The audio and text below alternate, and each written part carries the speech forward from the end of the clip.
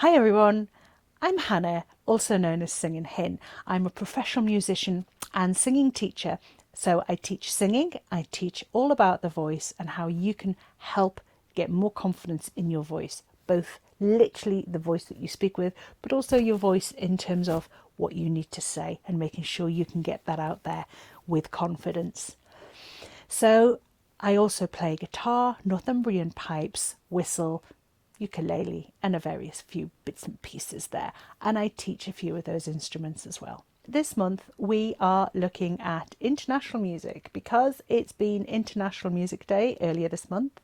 We have Universal Music Day later this month. I'm not entirely sure what the difference is. International, universal. Is that like alien music? Let me know if you know the difference. And also, we've got Kids Music Day happening. So there's quite a few big things, and I was humming and hawing of quite what to talk about this month for you because there are so many different options. And I think I'm just going to pick a little bit from all of them. So we're going to look this week at music as communication, not to be confused with music as language. Let's dive in. So, music as communication. I've talked about music as its own language in the past and the idea that the musical notes and the way we write it is just like you would write any other language. This time I'm looking at music as a communication, and by that I'm meaning using it to actually send signals. So we're thinking about things like the talking drums of West Africa and some of the Americas. So I found a prop. So essentially, the talking drums are usually like an hourglass shaped drum with membrane on either side, and they're used literally. I was reading up on this because it was fascinating, and they're used quite often. They are literally replicating the language. So they're using some of the shortened, it's a bit like, I think, shorthand, which takes some of the phonemes of the language and creates those in shorthand symbols on the page. But I think with the drums, from what I understand, is that it's kind of doing the same thing, but the phonemes become a certain tap of length or pitch that's passing that on. And I get the impression as well that it's all very contextual, so you need to know the context of what you're talking about, and they're not going to be fine-tuned. You wouldn't be having great conversations with these things, but they are passing on greater messages and bigger meaning. And the idea of this is communication between tribes. And again, it mentioned, when I was researching, it mentioned about forested areas. Now, I'm not sure why necessarily it have to be forested, so that might have just been what it was. If you happen to know though, let me know, please. But essentially the idea of this is communication over great distances between different tribes to let them know big things. And it was at one point, it was saying that these messages can be moved at over 100 miles a minute, which is huge. So the idea is with a drum, obviously this should be under tension on a drum kit.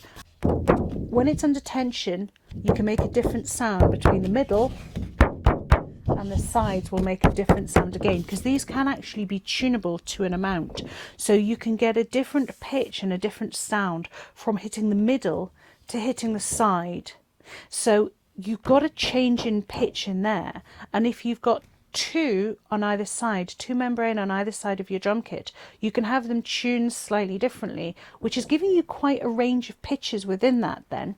And so between that and whether you're tapping, a bit like with Morse code, whether you're tapping quickly or, and again, it's not really showing it, but as you know with a drum, it can really resound bang, and it's a big boom sound.